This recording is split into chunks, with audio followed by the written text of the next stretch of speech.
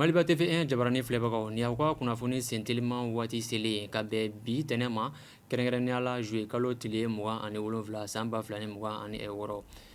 kunnafoni daminɛ la Mali ni Chine cɛ bɛn ni bolodi ɲɔgɔn ma o san 99 o ɲɛnamayara n'o kɛra ka bɛn juma ma Bamako hôtel Radisson ale kɔnɔna la. Chine ka lasigiden o tun bɛ a kɛnɛ kan n'o bɛ tali kɛ Li Xiang o fo ka se Mali ale gouvernement kɔni o maa caman olu fana tun bɛ a kɛnɛ kan. A yirala ko ni ɲɛnajɛ in k'o bɛ se kɛ sababu ye ni jamana fila cɛ bɛn ni bonya o bɛ kolo don cogo min na ani fana Mali ni Chine ka yeta ko o bɛɛ bɛ se ka kɛ kelen ye ni jamana fila ka ɲɛta kɔni o sabatili baaraw la.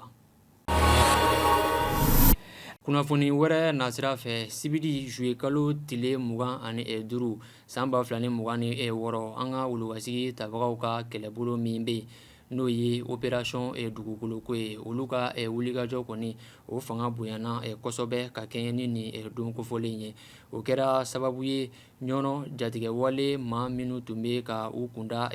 tɔgɔlokura kɔni o mara kan olu kɔni o alakira fo ka se jabali ma u ka bigapu minnu tun bɛ yen ni maa caman kɔni u bɛ a kɔnɔ jatigɛwale maa ninnu na olu fɛnɛ alakira. Kidali n'u u dagayɔrɔ min tun bɛ yen nɔ an ka wulukasigi tabaw ye san sɔrɔ u kan ni ka u filenkolon ci ka bɔ Kidali kɔni o mara la. Laseli kɛra chef état major général des armées fɛ ka bɛn kunun kari ma juillet kalo tile 26 san 2026. O b'an sɛnsɛn ka don jamana ale kɔ kan kunnafoniw la an bɛ taa Burkina Faso. Burkina kɛlɛkuntigi ani jamana lakana minisiri n'o ye Général Célestin Sempore ale laseli kɛ ka bɛn juma ma min b'a jira ko jamana lakana ani kɛnɛya baarakɛlaw ko u bɛ se ka u ka baara kɔni ka o kɛ Burkina fantan ani 4 bɛɛ lajɛlen na yaasa hakilisigi ani basigi o bɛ sɔrɔ cogo min na jamana kurukara ale kɔnɔna bɛɛ la.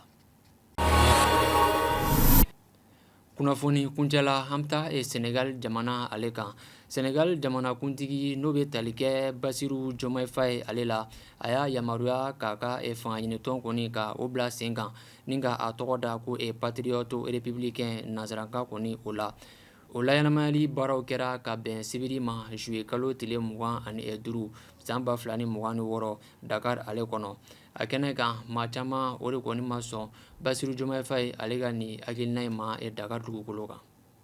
Maliba TV1 jabarani filɛbagaw ni de bɛ dansigi kɛ an ka bi kunnafoni sentelimanw na an sera ka min sɔrɔ ka di aw ma ka bɛn bi tɛnɛ ma ni Ala m'an ka jɔnya jɔ an na aw ni ne an bɛ ɲɔgɔn sɔrɔ nin kɛnɛ kelen kan ani nin waati kelen na diɲɛ waati wɛrɛ aw k'an bɛn.